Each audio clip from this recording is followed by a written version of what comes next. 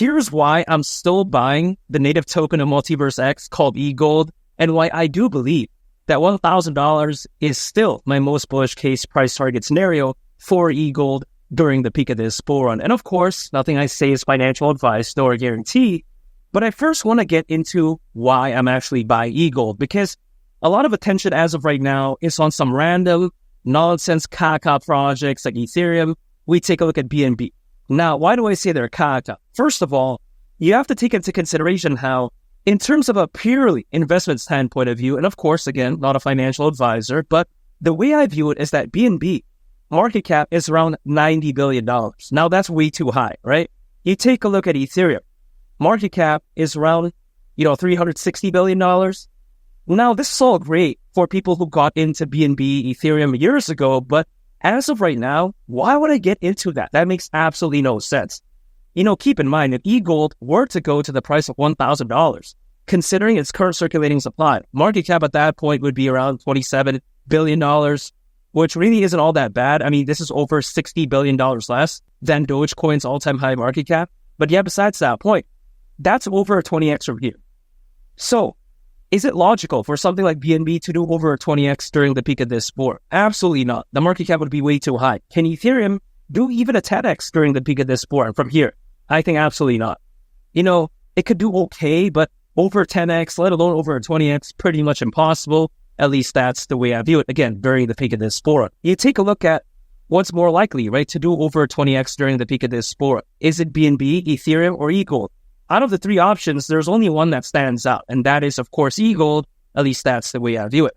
Now, MultiversX, a lot of people, they like to give it flack because they say, wow, it's a decentralized blockchain network. But as LA Knight from WWE would say, nah, because it's actually a lot more than that. I mean, you got to think about how MultiversX, even they themselves claim that they are the most advanced blockchain architecture in the world and the most impactful ecosystem spanning across DeFi, which of course stands for decentralized finance, NFTs, and even the metaverse as well. So it's not like it's just focused on any random market. It's actually focused on markets that have amazing potential. Now, granted, these three markets that they're focused on, they're not as hot, I would say, when compared to 2021 in terms of the hype. But I think better days are still ahead because according to McKinsey, the metaverse could reach $5 trillion in value by 2030. And again, right, McKinsey is very reputable. $5 trillion, by the way, is a very insane amount. The GDP of Canada back in 2022, that's a very amazing economy and country, by the way. Shout out to Canada. But yeah, besides that point, the GDP of Canada back in 2022 was around $2 trillion. So the metaverse in the next 6 years predicted to be worth around $5 trillion, according to McKinsey. That's insane. God, and also something else that's very reputable, Gradview Research, they do predict that both the NFT and DeFi market could be worth each, right, on their own, over $200 billion. That's crazy. That's just 6 years away at this point. That's bigger than some countries' GDP.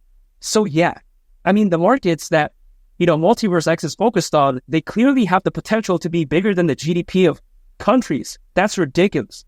They're not focused on random nonsense like, I don't know, some projects they're focused on probably decentralizing the sale of farm equipment. It's like, dude, no one cares about that, man. We care about the real deal here. We care about the metaverse. We care about DeFi. We care about NFTs. Who cares about selling farm equipment?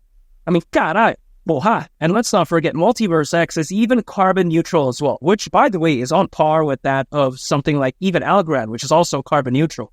Now, this is going to play to the advantage of something like MultiversX because enterprises nowadays, what do they want to do, right? They want to look cool. So what is a way to look cool? They want to showcase that they care about the environment, they care about sustainability, and okay, maybe some of them don't want to look cool, they just really care about the environment, but that's still great nonetheless, right? This is going to be very amazing for something like MultiversX and other projects that are environmentally friendly, because imagine if an enterprise has two options, right? They have, let's say, two blockchains that pretty much have the same fundamentals, but one is carbon neutral. Guess what they're going to choose? They're going to choose one that has that unique selling point of being environmentally friendly, much like MultiversX. So MultiversX, they understand that the future is heading towards going green. They understand that enterprises, they want to be environmentally friendly for the most part, right? So how do they adjust to that? That's by being carbon neutral. That's the genius mindset that the team behind MultiversX has.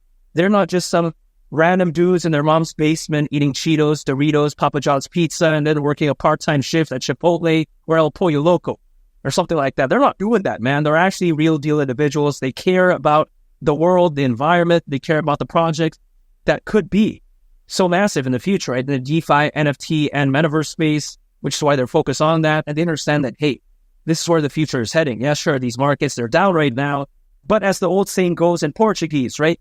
Jamais desistir. That means never give up. MultiversX are not giving up the NFT, DeFi, and metaverse market. They're going to make a massive comeback. And when they do, all those critics, they're going to come running over to their girlfriend's boyfriend's grandma and start begging for a used bratwurst extender to lead the Captain edition. But yeah, besides that point, EGLD, right?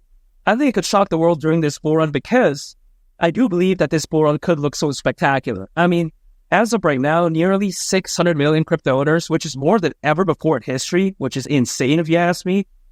And this nearly doubled the amount that we saw when compared to the peak of the 2021 bull run. So if everyone thought that the 2021 bull run was that Britney Spears step level insane, right? This time around, this upcoming peak of the bull run, it's going to look like even more crazy than that, which is even ridiculous, right? To even think about that.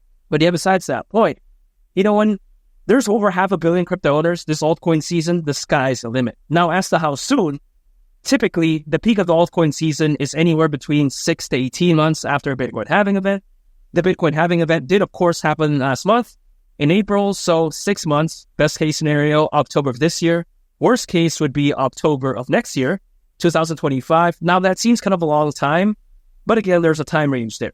But even if it's, let's say, 6 months from around right now, I don't mind. That's great if it happens, early. Now, if it happens a bit later, let's say next year in October or whatever, right? Let's say maybe it happens in, say, April of 2025. I don't mind that as well because that's actually more time for me to dollar cost average into EGLD, which I love, right? So if I have more chance to accumulate something that I do like, why would I not? At least that's the way I view it. Now, I don't day trade. I don't use leverage. I don't swing trade. I'm not like one of those guys that pulls up a price chart, draws a random triangle. I don't know what they're trying to draw. Their grandma's G-string thong, lead the Captain edition, bratwurst extender, ding dong. Who knows, man? I'm not trying to draw vibrators on the screen here. I'm not trying to draw thongs on the screen. What I'm trying to do is I'm trying to focus on the fundamentals. I like to keep things simple.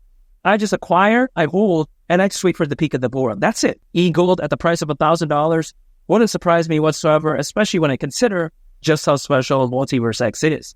And make sure to subscribe if you gain value from this video. I'd greatly appreciate it. And also on top of that, make sure to check out this very fantastic video. I think you all would really love it. It's been Lee the Captain, and I'll catch y'all on the next one. I'm out. Peace. Bye.